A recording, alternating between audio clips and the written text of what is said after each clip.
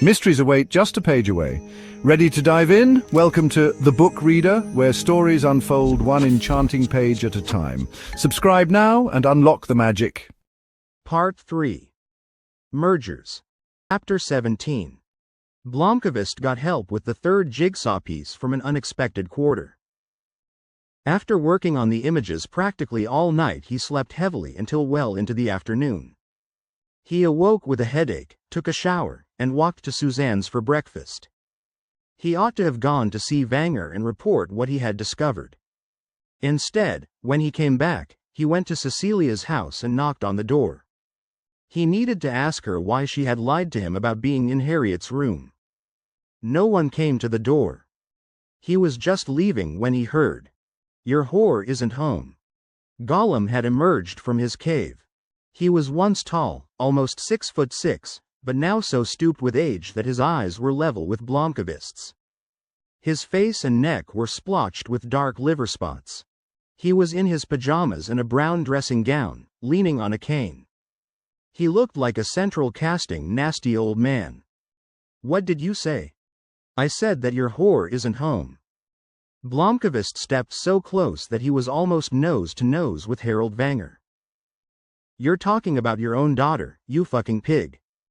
"I'm not the one who comes sneaking over here in the night," Harold said with a toothless smile. He smelled foul. Blomkvist sidestepped him and went down the road without looking back. He found Vanger in his office. "I've just had the pleasure of meeting your brother," Mikael said. "Harold? Well, so, he's ventured out. He does that a couple of times a year." I was knocking on Cecilia's door when this voice behind me said, quote, "Your whore isn't home," unquote. "That sounds like Harold," Vanger said calmly. "He called his own daughter a whore, for God's sake. He's been doing that for years. That's why they don't talk much." "Why does he call her that?" "Cecilia lost her virginity when she was 21. It happened here in Hedestad after a summer romance, the year after Harriet disappeared. And? The man she fell in love with was called Peter Samuelson. He was a financial assistant at the Vanger Corporation. A bright boy. Today he works for AB. The kind of man I would have been proud to have as my son-in-law if she were my daughter." Harold measured his skull or checked his family tree or something and discovered that he was 1/4 Jewish. "Good Lord. He's called her a whore ever since. He knew that Cecilia and I have." Everybody in the village probably knows that, with the possible exception of Isabella, because no one in his right mind would tell her anything, and thank heavens she's nice enough to go to bed at 8 o'clock every night. Harold, on the other hand, has presumably been following every step you take. Blomkvist sat down, looking foolish. "You mean that everyone knows?" "Of course. And you don't mind?" "My dear Mikael, it's really none of my business." "Where is Cecilia?" "The school term is over. She went to London on Saturday to visit her sister, and after that she's having a holiday in, I think it was Florida.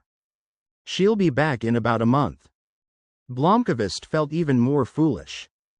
"We've sort of put our relationship on hold for a while. So I understand, but it's still none of my business. How's your work coming along?" Blomkvist poured himself a cup of coffee from Vanger's thermos. "I think I've found some new material." He took his iBook out of his shoulder bag and scrolled through the series of images showing how Harriet had reacted on Jarnviskaden. He explained how he had found the other spectators with the camera and their car with the Norcio carpentry shop sign. When he was finished, Vanger wanted to see all the pictures again. When he looked up from the computer, his face was gray. Blomkvist was suddenly alarmed and put a hand on Vanger's shoulder. Vanger waved him away and sat in silence for a while. "You've done what I thought was impossible. You've turned up something completely new. What are you going to do next?" "I am going to look for that snapshot, if it still exists." He did not mention the face in the window. Harold Vanger had gone back to his cave by the time Blomkvist came out. When he turned the corner, he found someone quite different sitting on the porch of his cottage, reading a newspaper. For a fraction of a second he thought it was Cecilia, but the dark-haired girl on the porch was his daughter. "Hi, Papa," Pernilla Abrahamson said. He gave his daughter a long hug. "Where in the world did you spring from?" "From home, of course. I'm on my way to Skellefteå. Can I stay the night?" "Of course you can, but how did you get here?" "Mama knew where you were. And I asked at the cafe if they knew where you were staying. The woman told me exactly how to get here. Are you glad to see me?" "Certainly I am. Come in. You should have given me some warning so I could buy some good food or something." "I stopped on impulse. I wanted to welcome you home from prison, but you never called." "I'm sorry." "That's okay. Mama told me how you're always getting lost in your own thoughts." "Is that what she says about me?" "More or less. But it doesn't matter. I still love you." "I love you too, but you know." "I know. I'm pretty grown up by now." He made tea and put out pastries. What his daughter had said was true. She was most assuredly no longer a little girl. She was almost 17, practically a grown woman. He had to learn to stop treating her like a child. "So, how was it?" "How was what?" "Prison." He laughed. "Would you believe me if I said that it was like having a paid holiday with all the time you wanted for thinking and writing?" "I would. I don't suppose there's much difference between a prison and a cloister, and people have always gone to cloisters for self-reflection." "Well, there you go. I hope it hasn't been a problem for you, your father being a jailbird." "Not at all. I'm proud of you, and I never miss a chance to brag about the fact that you went to prison for what you believe in." "Believe in?" "I saw Erica Berger on TV. Pernilla, I'm not innocent. I'm sorry that I haven't talked to you about what happened, but I wasn't unfairly sentenced. The court made their decision based on what they were told during the trial." "But you never told your side of the story." "No, because it turned out that I didn't have proof." "Okay. Then answer me one question. Is Wennerstrom a scoundrel or isn't he?" "He's one of the blackest scoundrels I've ever dealt with." "That's good enough for me. I've got a present for you." She took a package out of her bag. He opened it and found a CD, the best of Eurythmics. She knew it was one of his favorite old bands. He put it in his iBook, and they listened to Sweet Dreams together. "Why are you going to Skellefteå?" "Bible school at a summer camp with a congregation called the Light of Life," Pernilla said, as if it were the most obvious choice in the world. Blomkvist felt a cold fire run down the back of his neck. He realized how alike his daughter and Harriet Vanger were. Pernilla was 16, exactly the age Harriet was when she disappeared. Both had absent fathers. Both were attracted to the religious fanaticism of strange sects, Harriet to the Pentecostals and Pernilla to an offshoot of something that was just about as crackpot as the Word of Life.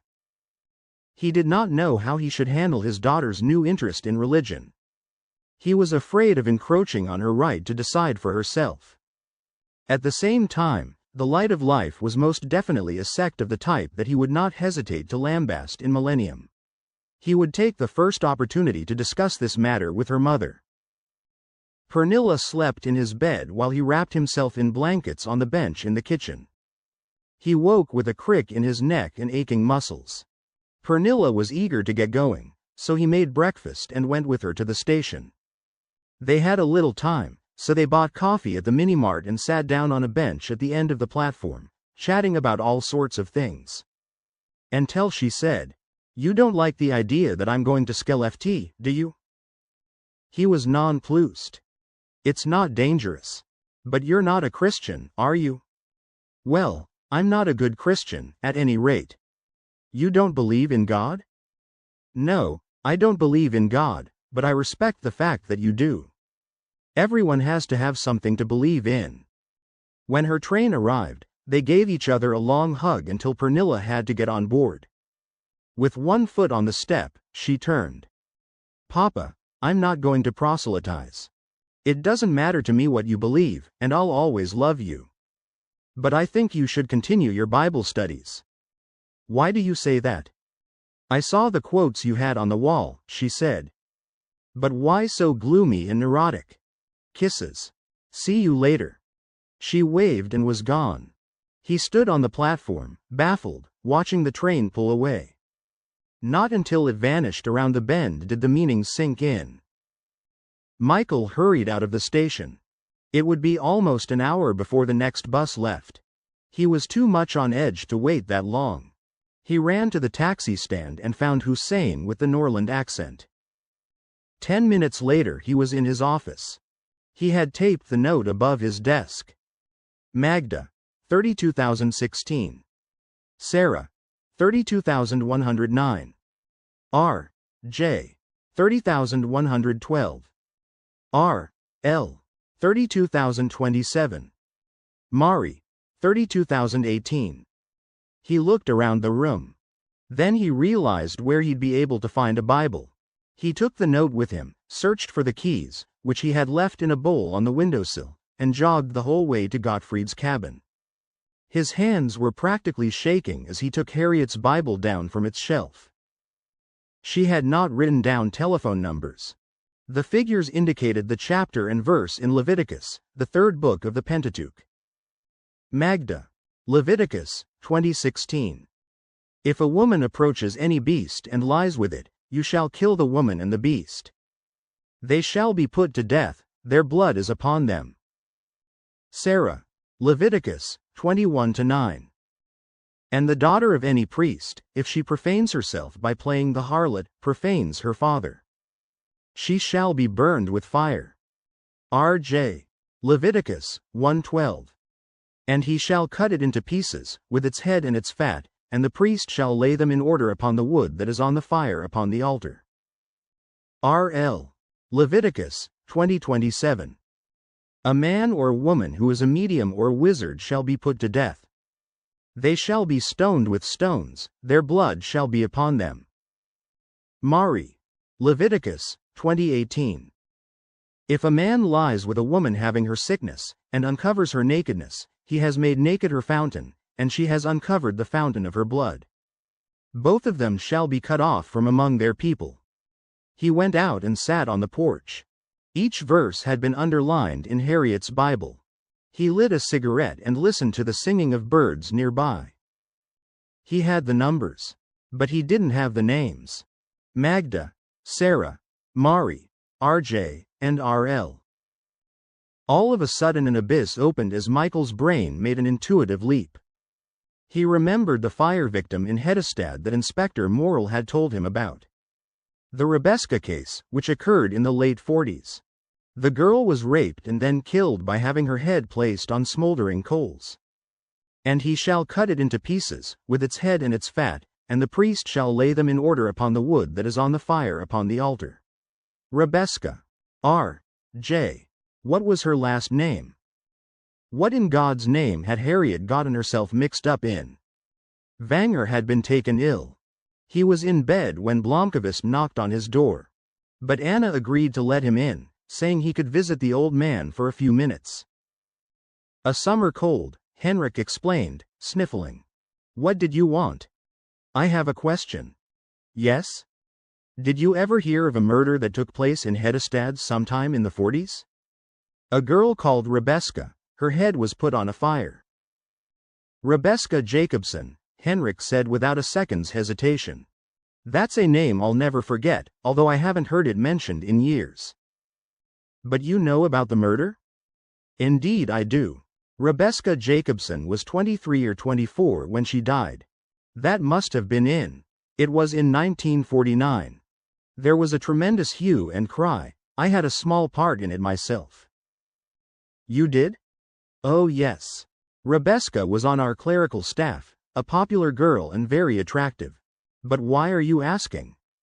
I'm not sure, Henrik, but I may be onto something. I'm going to have to think this through. Are you suggesting that there's a connection between Harriet and Rebeska? There were almost 17 years separating the two. Let me do my thinking and I'll come back and see you tomorrow if you're feeling better. Blomkvist did not see Vanger the following day. Just before 1 o'clock a.m. He was still at the kitchen table, reading Harriet's Bible, when he heard the sound of a car making its way at high speed across the bridge. He looked out the window and saw the flashing blue lights of an ambulance. Filled with foreboding, he ran outside. The ambulance parked by Vanger's house. On the ground floor all the lights were on. He dashed up the porch steps in 2 bounds and found a shaken Anna in the hall. "It's his heart," she said. "He woke me a little while ago, complaining of pains in his chest. Then he collapsed." Blomkvist put his arms around the housekeeper, and he was still there when the medics came out with an unconscious Vanger on a stretcher. Martin Vanger, looking decidedly stressed, walked behind. He had been in bed when Anna called. His bare feet were stuck in a pair of slippers, and he hadn't zipped his fly. He gave Mikael a brief greeting and then turned to Anna. "I'll go with him to the hospital. Call Berger and see if you can reach Cecilia in London in the morning," he said. "And tell Dirch." "I can go to Frode's house," Blomkvist said. Anna nodded gratefully. It took several minutes before a sleepy Frode answered Blomkvist's ring at his door. "I have bad news, Dirch. Henrik has been taken to the hospital. It seems to be a heart attack. Martin wanted me to tell you." "Good Lord," Frode said. He glanced at his watch. "It's Friday the 13th, he said. Not until the next morning, after he'd had a brief talk with Dirch Frode on his mobile and been assured that Vanger was still alive, did he call Berger with the news that Millennium's new partner had been taken to the hospital with a heart attack. Inevitably, the news was received with gloom and anxiety. Late in the evening Frode came to see him and give him the details about Henrik Vanger's condition. "He's alive, but he's not doing well. He had a serious heart attack, and he's also suffering from an infection." "Have you seen him?" "No. He's in intensive care. Martin and Berger are sitting with him." "What are his chances?" Frode waved a hand back and forth. "He survived the attack, and that's a good sign. Henrik is in excellent condition, but he's old. We'll just have to wait." They sat in silence, deep in thought. Blomkvist made coffee. Frode looked wretchedly unhappy. "I need to ask you about what's going to happen now," Blomkvist said. Frode looked up. "The conditions of your employment don't change. They're stipulated in a contract that runs until the end of this year, whether Henrik lives or dies. You don't have to worry." "No, that's not what I meant. I'm wondering who I report to in his absence." Frode sighed. "Mikael, you know as well as I do that this whole story about Harriet is just a pastime for Henrik." "Don't say that, Dirch." "What do you mean?" "I've found new evidence," Blomkvist said. "I told Henrik about some of it yesterday. I'm very much afraid that it may have helped to bring on his heart attack." Frode looked at him with a strange expression. "You're joking, you must be." Blomkvist shook his head. "Over the past few days I've found significant material about Harriet's disappearance. What I'm worried about is that we never discussed who I should report to if Henrik is no longer here." "You report to me." "Okay. I have to go on with this. Can I put you in the picture right now?" Blomkvist described what he had found as concisely as possible, and he showed Frode the series of pictures from Jarnviksgaten. Then he explained how his own daughter had unlocked the mystery of the names in the date book. Finally, he proposed the connection, as he had for Vanger the day before, with the murder of Rebecca Jacobson in 1949, RJ. The only thing he kept to himself was Cecilia Vanger's face in Harriet's window. He had to talk to her before he put her in a position where she might be suspected of something. Frode's brow was creased with concern. "You really think that the murder of Rebecca has something to do with Harriet's disappearance?" "It seems unlikely, I agree, but the fact remains that Harriet wrote the initials RJ in her date book next to the reference to the Old Testament law about burnt offerings. Rebecca Jacobson was burned to death. One connection with the Vanger family is inescapable: she worked for the corporation. But what is the connection with Harriet? I don't know yet. But I want to find out. I will tell you everything I would have told Henrik.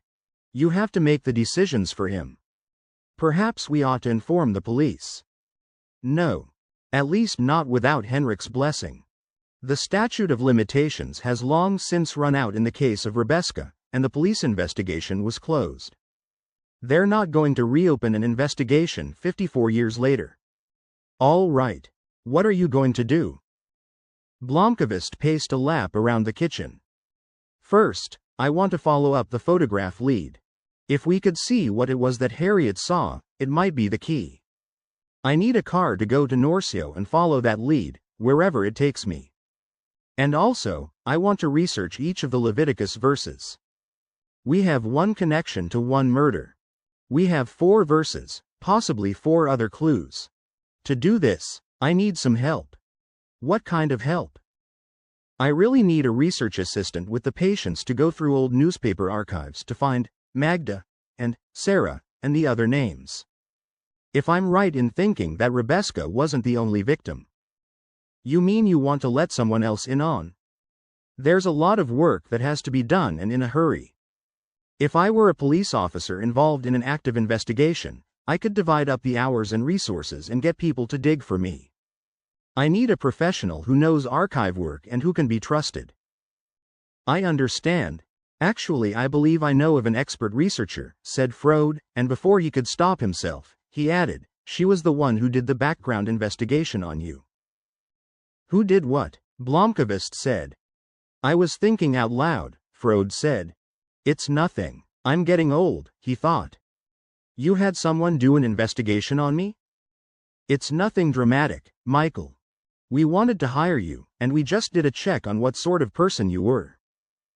So that's why Henrik always seems to know exactly where he has me. How thorough was this investigation? It was quite thorough. Did it look into Millennium's problems? Frode shrugged. It had a bearing. Blomkvist lit a cigarette. It was his 5th of the day. A written report? Michael, it's nothing to get worked up about. I want to read the report, he said. Oh, come on, there's nothing out of the ordinary about this.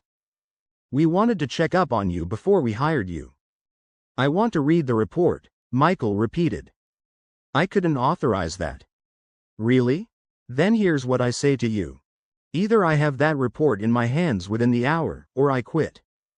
I'll take the evening train back to Stockholm. Where is the report? The 2 men eyed each other for several seconds. Then Frode sighed and looked away. In my office, at home.